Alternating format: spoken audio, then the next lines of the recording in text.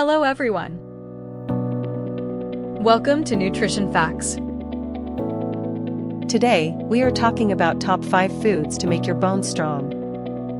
Strong bones mean a healthy and active life, so let's get started.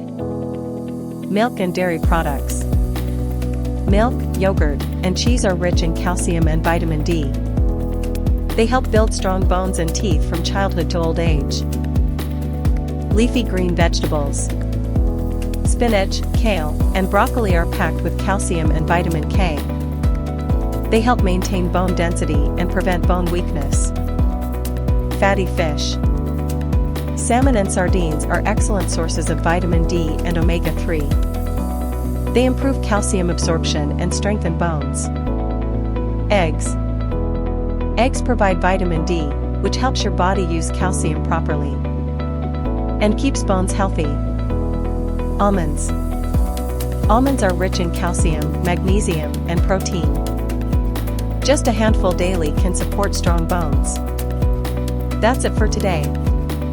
Thanks for watching Nutrition Facts. Don't forget to like, share, and subscribe for more healthy tips.